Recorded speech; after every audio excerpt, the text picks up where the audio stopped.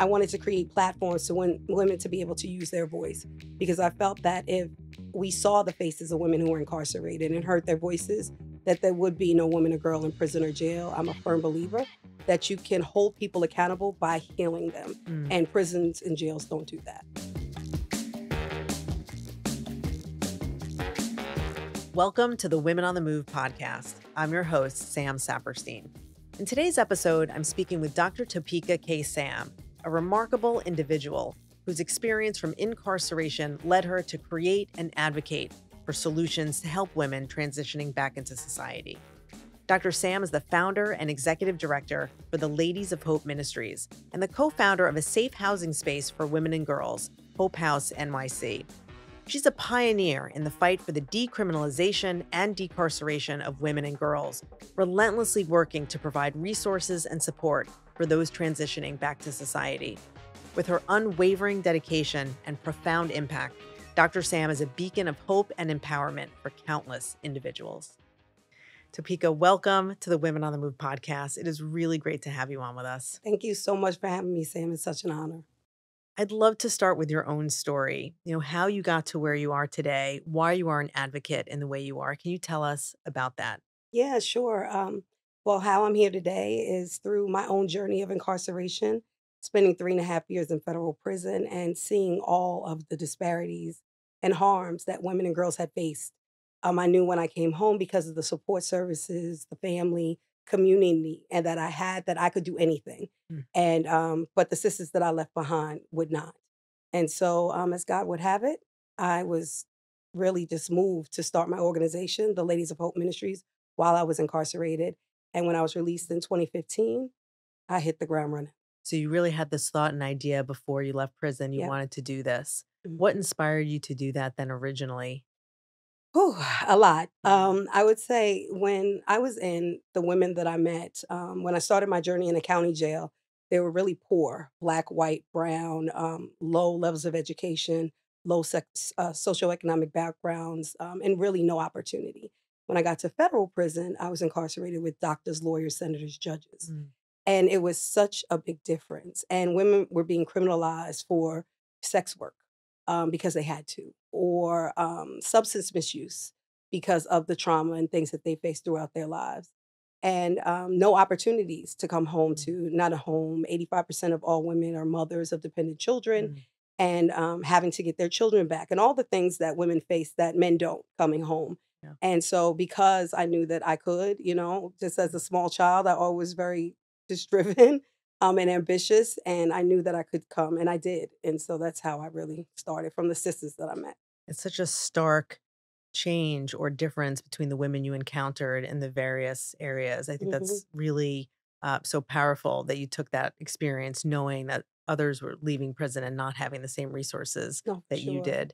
So when you thought about Ladies of Hope Ministries from the start, what was it that you really wanted to provide? What at the core of it was important to that mission? So it was two things. One was safe housing, because a lot of the women that I met didn't know where they would go. If they would come home, it would either they would have to go back into sex work just to get a safe place to live, or in an abusive relationship, again, to get a safe place to live. And I wanted to create platforms to women to be able to use their voice, because I felt that if we saw the faces of women who were incarcerated and heard their voices, that there would be no woman or girl in prison or jail. I'm a firm believer that you can hold people accountable by healing them. And prisons and jails don't do that. Oh, thank you for doing that. I think that platform is so vital, and the visibility as you're talking about right now. So justice reform is such a huge topic and so important for our society to deal with. How do you focus on the specific areas that you think are the most vital to support? Yeah. So for me, I cannot advocate for myself or anyone else unless my basic human rights are met first. Access to safe and affordable housing, and equitable opportunity in a growth-focused career, quality health care, and then the power to use my voice and to share my experience to change laws. And so that's where it was for me, starting at the core of what we all need. Yeah. When I went to college, I came home, I was able to live with my parents, right? Yeah. People come back from the military, they're safe if they have a safe place to live. Incarceration is no different. Right, right. What do you wish people knew about women in prison? What are some facts or experiences that people might not know that they should? Right. So I mentioned 85% are mothers of dependent children and heads of household. Yeah. 95% have experienced some type of sexual trauma or Mm. violence. 90% have some sort of mental health issue, whether it's from something small, if you will, or something larger like schizophrenia. And so there are drivers that lead to incarceration. As we know, women often are the most marginalized, the most vulnerable population, and have the less support and services, no matter what industry you're in. And so going into prison, it's the same harms and the same drivers, but Mm. yet we come home and there's not enough organizations or opportunities when we come home. Yeah. I mean, that there's no safety net, is what you're Mm-mm. saying in so many ways. And Yep. so many of these problems stay with women throughout, right? When they're Hmm. getting out. Do you find that the system exacerbates some of these things? 100%. Because there's no support service while you're in. When I was in, our adult continuing education courses were knitting, crocheting, Mm. plastic canvas, and beading. So Yeah. that's what they gave us to do, Not necessarily right? your livelihoods going forward when you were Exactly. leaving. Where men they get CDL opportunities. Sometimes just different trades that they get to. We don't. And then also when we think about pregnant women who are Mm. Mm. incarcerated, the fact that they're shackling women during child labor. Mm. Still, in over 20 states in this country, we were fortunate enough to lead the effort on passing over 16 pieces of legislations to end that, but it Fantastic. still happens. Right, right. Oh, that's so important. And given that it's so different state by state in this country, how do you have to really mobilize at that local level? And how hard is that to do over and over again when things might be so different? It's exhausting, Yeah. incredibly hard. But what we have done is we galvanize other directly affected women. Mm. And I say justice impacted because there are those of us who actually lived in prisons, there's those who work in prisons, there's those who have loved ones, but we're all impacted by the justice system. Right. And so we bring communities of women together and family members that care about this issue. And locally, we have those sisters lead the work. Yeah. I mean, for you to raise the family aspect is so invaluable for us to remember. It is not Mhm. just the women and people in prison That's right. themselves, it's the whole family and the children and everybody attached to that. Do Mhm. you do also work for the families as well? And what kind of support services do you provide for them? 100%. So a lot of our housing programs, for example, with the rapid rehousing with HUD, we help families in getting their own apartments in New Mm. York, Prince George's County, Maryland, and also New Orleans, Louisiana, with helping them pay their rent for a year Mm. in their own apartment. So that's permanent housing. We have our workforce development. So we do certification programs, Mm. digital marketing, project management, IT, AI. We partnered with Google to do a digital literacy skills training program. I also am a co-founder of a fintech company that focuses on making sure that justice impacted people have financial education, savings, and banking, amongst many other Mm. things. But it is about building the community because if our families are strong, then it also helps that person who is re-entering to become strong. And thinking about how you did things, did you have this full vision when you left of what all these services would look like? Or did you come out and sort of one step at a time start building some of these things? Because it's very expansive what you're already providing. No, it is. I had a large vision. Mm. I knew I was going to scale. I knew I wanted to be in more than one state. The additional programs came from the need. Mm. So I'm the type of person that I don't, if it's not broke, why fix it? So Yeah. I'm not going to create something that someone else. I found gaps. And where there were gaps and I would hear it over and over in my travels, that's when I would create programs in order to fulfill those necessary gaps. That's And great. with COVID, our work became even more vital because now you have more people who are in the house, but it was Mm. also we have ears because now we can get people on the computer and we can get Right. them to take programming because people were losing their jobs. There were things happening in households, especially between men and women, with more PTSD, more trauma, Right. and more intimate partner violence. And so we were able to help to support that during that time as well. That is great. That is great. So when you think about leadership in the nonprofit sector, I think there's certain skills you need and probably certain things that you wouldn't do in the corporate sector, raise money, for example. Yeah, You're that always part. thinking and doing that. What are the essential leadership skills you found to be so important to you as you've led and created and launched your company? I would say one. I'm not a fearful person, Mm, right? And I think you have to be really, really um, strong and powerful in yourself. Um, I think if you lead in fear, it causes more harm to the people that you're trying to lead. And so having great courage is something you have to have. I think not being ashamed, right? yeah. The fact is that, yes, I lived this experience. It was 3 years in my 40 something years of life. And so it does not define who I am. All it did was give me an idea of what I needed to do and help me on my journey. Um, Also, I would say that if you have a lived experience, it's critical to lead a nonprofit because you are now really familiar with the population you're wanting to serve. Yeah. And so it comes with a deep passion about the work because you really can't lead if you're not passionate in nonprofit because it doesn't pay. Mm, It's not about trying to get rich right. in this work, other than in spirit. Yeah. But outside of that, you can't pay your bills with Yeah. that. So you really have to be grounded in whatever the mission, mission driven and be a servant leader Mm, because you do not get, again, kudos. You don't get a lot of claps. You don't get a lot of pats on the back. You have to be a self starter. You have to know that you're doing this for a greater good. And that's really, I would say keys to, being a leader in this space. I have to imagine that when you find like-minded souls who are doing this work from that same passion that you're Yes. coming from, you really have a kinship and you can really share things in a way that maybe others in a corporate workplace can't. Hmm. How are those relationships? What do they mean to you? The people that you've met along the way, the people you work with day to day. Talk about that family, if you will, of people Hmm. who are helping you. Yeah, so it's beautiful, right? Especially around women because it's a Yeah. sisterhood. Yeah. And we're able to communicate with each other. We just had an event in Harlem recently, and to have so many women come up to me to say the impact that I've made on their lives and not Yeah. even knowing them. See women cry like I'm a whole celebrity. And it was, I kind of smiled because Aw, I was like, wow, but they were yeah. so nervous to meet me. And it was like, but I've experienced the same thing you did, which then gives them courage to speak. Mm, But I think it's just a beautiful thing to be able to inspire people to help to transform their life. Because if you don't see it, you can't be it.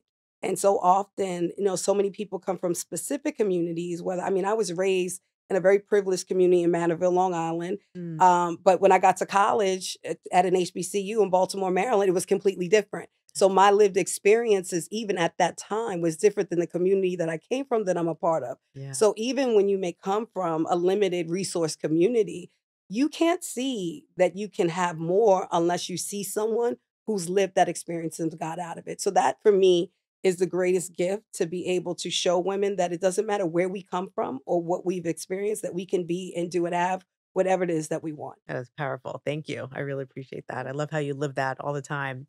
I'm sure there are days that are very tough. Mhm. This is a tough field to be in. You're dealing with real people, real lives. How do you stay not only motivated, but strong to keep carrying this work forward? Well, one is God. My faith and my relationship with God is very, very important. I wouldn't have gotten through what I went through incarcerated without God. While I had visits every week, I had, money on my books, Mm, I had great support services through my family and friends. Those dark nights alone, I wouldn't have got through it if I didn't have God. So that's number one. Number two, it is just my practice, right? It is going into prisons. I was in 3 prisons in the last 2 days. wow. And so continuing to be connected to the work in that way and to the people, Yeah. because that way it is always familiar because we can forget. It's easy to say I'm 9 years now removed incarceration. But going in continues to keep me focused on my why and God's why for my life. And that's what just motivates me and drives me. Oh, that is great. And so you're busy. You Very. many states. We talked about this. You've been so many places. How do Mhm. you maintain and manage what you have to get done while you're always on the road? Are you a super organized person? Do you No, have a staff? not at all. Then tell us the tips and tricks because we might also be like that. Well, number one, I have a great team. You're Yeah, only as strong as your team. So I will agree. say that. Shout out to Ladies of Hope Ministries. Yes. Shout out to my Fresh community. Shout out to all of my partners because you have to know your strengths, right? An organization is not one. I will say that I do keep a calendar. And On if it's not on paper the or digital? digital. You're digital. Okay. And if it's not on the calendar, it doesn't exist. So that has been kind of like my crutch. I wake up every morning around 4:35 a.m. I Wow. meditate. Wow. Early. I pray. I go through emails. That's when I'm most productive early. But also, I met so many successful people, very wealthy people, and that's a practice that they do too. It's a fun fact I've heard. I get calls in the morning, 6 o'clock in the morning, from people that are really out there doing even more than me. So it motivates me to keep, having these regular practices. I talk to my mom regularly, my friends regularly. So that way it's disconnecting me from the work Yes. because it's so heavy. I have to have some fun and laughter in my life because without it, it's hard. Yeah, for sure. So that's I guess, and I like to put makeup on and get pretty. So there's that As you too. should. Yeah, I love that. that. So in this space, this nonprofit world, when we do provide so many social services like you do, it's so important to take care of the employees, the frontline employees who do this work. How do you promote wellness among your staff? Yeah, so it is incredibly important. That's a great question. We have done retreats where we've been able to send employees, to go away for a few days. We did a retreat collectively where the entire team went away together for strategic plan and retreat. We also partner with different technology apps to make sure that people have wellness opportunities right at their fingertips. So we encourage, even through, HR, I was told to give people, extra wellness days. And so I did that too. And I listen. I have an open door policy. People can call me, text me at all times of night, but most of the time to reach out so that they can, have that connection with me if they need something. That's great. All it makes a difference. Mm-hmm. So tell us about what Ladies of Hope Ministries has done. What are you most proud of? Tell us about those goals, those accomplishments that when you think of, it really lights you up. Yeah, so we've impacted over 5,000 women and girls. Incredible. We have scaled to now outside of just New York, as I mentioned, New Orleans, Maryland. We have a hub in Miami where we're going to be starting classes in English and Spanish there. Oh, great. And in Detroit, where I have other partners, and we have a building for 30 units there. We're going to expand our work there as well to help people in the city of Detroit. We had opened a house in Trinidad to help women in the Caribbean, do some programming in Bogota, Colombia. Through our Grow with Google program, we've helped to impact over 100,000 people with digital skills training. I'm just That's like a lot the fact already. that we have a great staff, and I'm able to help to support women and their families. I have one man on staff. I love him, my Yes, CFO. men are welcome. Oh, yes, they are welcome. For sure. But we do support, staff members have been able to purchase homes since being with the organization, some who've been directly affected. We do hire people who've lived different lived experiences, whether they've been incarcerated, been through domestic violence, have been in the military, or law enforcement. So, I'm just proud of what, God has graced me with to create. And, just hopeful that, it becomes easier. As you mentioned, it is a nonprofit business. We're not just a program. Yeah. And so it takes real dollars in order to continue to fund our work and scale our work. And while the incarceration rate of women, domestic violence of women, and survivors, it's consistently increasing. It is not decreasing, irrespective of what we hear. That makes our work just that much more important. Yeah, for sure. It's unfortunately a business that's not going out of business anytime That's right. soon. When you think about expanding into new places, is there something that you're looking for in these communities, some support maybe Yep. that's already there? What makes a good city for you to expand in? So one, I look at where there's a lack of resources Okay. for women in the areas that we work. So that's number one. Then I look at the incarceration rates, the rates of domestic violence, and girls aging out of foster care. And if those are higher, where that need is more critical. We started in New York because I'm from New York. I came home to New York, and that was the easiest place for me to start. I went to New Orleans because at the time, New Orleans was the number one place in the world that had the highest rate of incarceration per capita for any demographic of people. And that's why I went to New Orleans, and I opened a house, which I personally purchased for women in New Orleans, because during COVID, they were not releasing people out of prison unless they had a home. And there were no homes for women. And so that's why in New Orleans, I started it there. In Prince Wonderful. George's County, Maryland, we had some great support from Pull Up Fund. And I wanted to come back to Maryland because, Baltimore Mm, school and, my connection there. We did there, Miami. In New York, for example, it's about 25,000 women and girls that are released from prison and jail each year. In the state of Florida, there's 125,000. unbelievable. Yes, and there were no support services specifically for incarcerated women other than two organizations that did not do what we did. So Mm, again, looking to fill gaps, understanding the need and where we can make the greatest impact. yeah, that's remarkable. I mean, that is such a big number, Yeah. and the demand is so great. Yes. Um, how can you scale even further? What could you do? What could all of us do, society do in general, to really help that kind of population? Well, one, every state in the country has a prison, many Yeah. prisons, as a Yes. matter of fact. And so, for me, scaling to each and every state, right now we impact 34 states. But I want to have housing in every single state. That Mm, is my goal. And so there's that. There's also for me now starting to teach women more around like basic budgeting, yeah. how to save money. I was able to purchase that house because since my incarceration, 20% of every dollar I received, even if it was from my friends and family or from the $9 job that I had, which was high, in consideration to some people made $4 a month. I saved 20% of every single dollar. And Mm, so when I came home, I did the same and it was enough money for me to purchase a home. mm, Right. And so teaching women those small tips, because that's about how you build wealth and how you have freedom. And so for me, it was really about it now becomes that. I'm fine with helping. You want to give a person a hand up and not a handout. You want to make sure that you're teaching people how to fish and not feeding them the fish, yeah. Yeah. And so, but all of us, we can lane in anywhere, each one of us. Especially I think for women, it is our responsibility to take care of each other.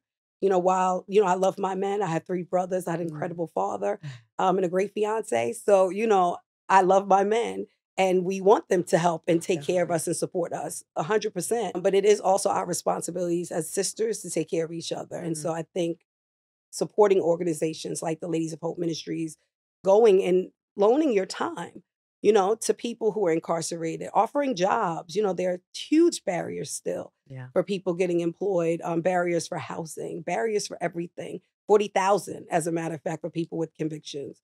So, and taking a look within, stop being so biased. Yeah, no, no, we very much appreciate that at JPMorgan Chase. We have a Mhm. second chances program where we are Yes. hiring people with backgrounds, criminal backgrounds. And I Yep. think that's been just such an important way for a company to also have a say in this Yes. too. It's so It's not true. just policy, it's actually with the Yes. employment side, which is so critical. Can you tell us about, a client who's come through the program who received services from you and how it made a difference to her and her family? Yeah, I mean, I have several, So thank many? God, I think about, well, I have my comms director right now. She Mm, started off in my Bowie program, and I hired her as my director of communications, and she's been able to purchase a home since she's been working with us. I think about another sister, Naquasia, who actually has an organization called Pure Legacy, and I sit mm, on her board. mm. I met her while she was still incarcerated after serving 15 years in New York State facilities. She came home, worked for us, and now started her own organization and focuses on girls who went through what she went through. Super proud of her. Was a leader in creating national movements of formerly incarcerated women being able to use their voice, and so excited about that. Helped about 110 women, 15 of which were incarcerated, to become doulas. Ah, And so, Halima wow. Washington, who's in New York, because I'm in New York, I'm thinking about her right now. Yes. I saw her the other day too, that she has been an incredible doula and birth worker and is, helping people in community. And so there are so many, thank God, stories like that. Mm, We have a 0% recidivism. No one who's gone through any of our programs has gone back to prison, that is incredible right including there. myself. Yes, So, that's incredible. there's Unbelievable. that too. So I think often you have to be the example. And I'm just really proud of what I've been able to do and what people have been able to experience, with God. So it's just been a beautiful thing. It's very powerful. I mean, the fact that you can help so many people adjust, but also have their dreams. Hold Yes. on to those dreams, have new dreams when they come out for a new life. Hmm. that is exactly what you want. And so Exactly. And we have women from GED to PhD in our programs. So, and we do that because we want people to see like we all are impacted by this system. right. It doesn't matter the level of education that you have Mm. or where you've been from, that it looks different today. And so it can happen to anyone. And so it's so important for us to be able to just provide these opportunities for everyone. So tell us about what's next for you. Oh. First with the Ladies of Hope Ministries. Let's start there. What's that plan for you for the next 3 to 5 years? Like I said, expanding on the housing front, wanting to get more into some real estate development work. Again, I like to create. I'm a social entrepreneur. And so to provide housing, myself, Jasmine from Jasmine Brand, Angela Yee, and Jessica Sanchez purchased a 30-unit building in Detroit. And so we're going to be pre-leasing next month. Half of those units, we're making sure that justice impacted women are actually able to get. And so super excited about that. Continuing to really grow out our workforce development program, working with businesses like jpmorgan Chase and others that are actually not only putting their money where their mouth is, but also doing the work. And so wanting to continue to build relationships with businesses and give people growth focused job opportunities. We're brilliant women. Mm. And so we deserve brilliant opportunities. Yes, we do. And so because of that, I really want to see more companies coming in and, alongside of us in order to provide Yeah. those opportunities.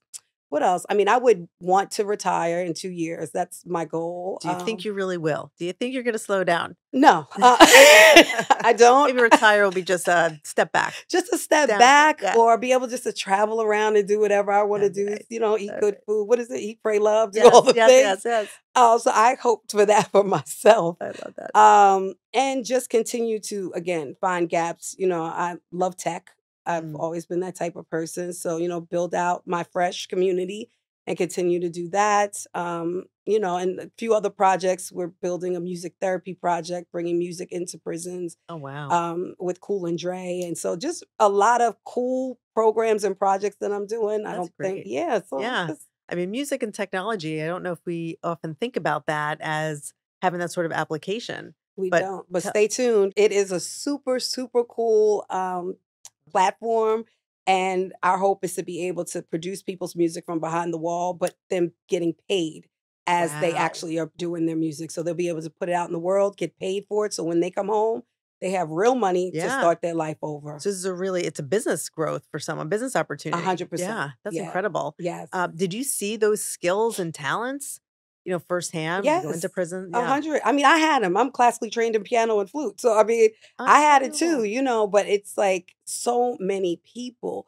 And what I did learn, I was very biased and ignorant myself before going. I thought a certain type of person was in prison. Mm. And while there is accountability, as I mentioned, and people do commit crime, but for different reasons, but the brilliance that people are just caged and not having the opportunity to come out and do something, it's just heartbreaking. It is. And so, just continuing to be able to provide platforms for people to talk. And thank you so much for inviting me on here because this is a new audience and a new way for people to hear how important this is, but also see, yes, I was in prison. And while I don't look like what I've been through it. Yeah. And yet I was able to take that because of my support. If I did not have the support that I had, there's no way I would have been able to create and continue to create things that I do.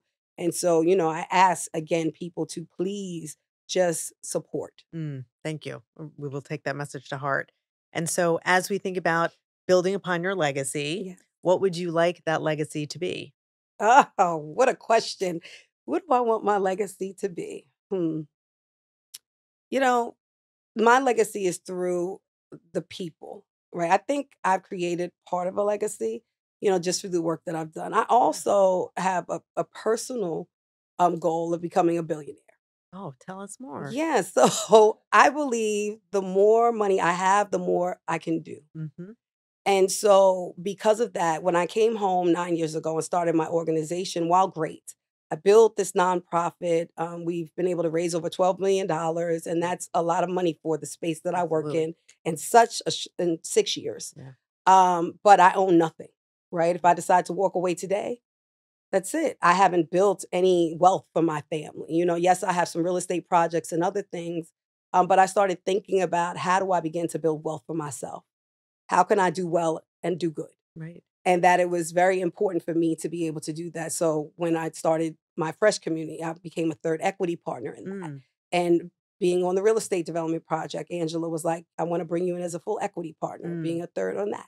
And just all of these things to begin to build more for myself. So when it comes time that I can say, I want 10 generations post me and my family to not have to go through the experiences I went through, to live their life full of their own dreams. Yeah. Like we see, that's what America is supposed to be about.